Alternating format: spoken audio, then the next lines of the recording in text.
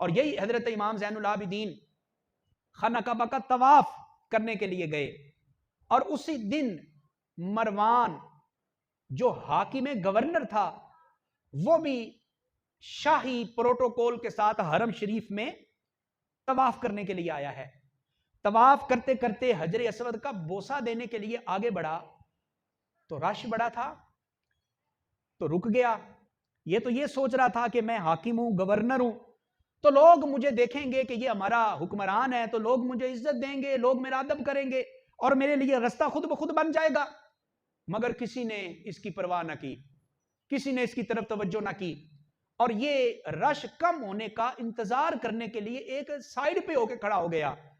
اتنے میں کیا دیکھتا ہے کہ ایک خوبصورت نوجوان جس نے اپنے جسم کے اوپر ایک نورانی لباس پہن رکھا ہے اور اس کی پیشانی سے نور کی شعائیں نکل رہی ہیں، جب وہ نوجوان طواف کرتے کرتے حجر اسود کا بوسہ دینے کے لیے قریب ہونے لگتا ہے، لوگ اس کو دیکھتے ہیں تو لوگ خود بخود رستہ بنا دیتے ہیں اور لوگ اس کو حجر اسود کے قریب کر دیتے ہیں۔ اب وہ کون ہے؟ وہ یہی امام زین العابدین ہے۔ مروان نے یہ دیکھا تو اسے برداشت نہ ہوا کہ میری عزت نہیں کی لوگوں نے، میں حکمران ہوں، اور اس کی عزت کر دی۔ تو جانتا تھا کہ یہ حضرت آقا حسین کے بیٹے ہیں، مگر حیرت سے کہنے لگا کہ یہ کون ہے؟ من ہوا یہ کون ہے؟ میرے لیے لوگوں نے رستہ نہیں بنایا تو اس کے لیے رستہ بنا دیا، یہ کون ہے؟ اب اسی جگہ پہ اس کا درباری شاعر، فرزدق اس کا نام ہے، وہ بھی کھڑا تھا۔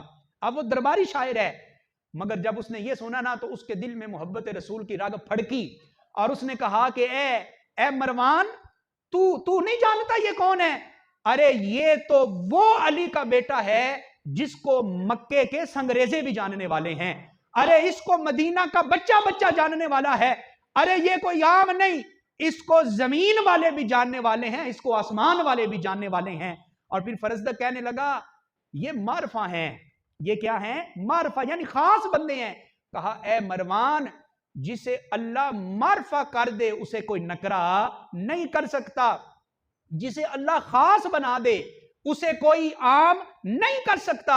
اور یہ وہ ہیں جو نبی کی آل میں شامل ہیں، نبی کی اہل بیت میں شامل ہیں، اور ان کو اللہ نے بھی خاص کر دیا ہے اور ان کو مدینے والے مصطفیٰ نے بھی خاص فرما دیا ہے۔ اور تو کہہ رہا ہے یہ کون ہے؟ بادشاہ کو اپنے ہی درباری شاعر کی یہ حق بیانی پسند نہ آئی، قید کروا دیا، قید خانے میں بھیج دیا۔ امام زین العابدین کو پتہ چلا، بعد میں انہوں نے کچھ اشرفیاں بھیجیں، کہا کہ تو نے ہماری منقبت پیش کی، تو نے سچ بولا، یہ ہمارا انعام ہے۔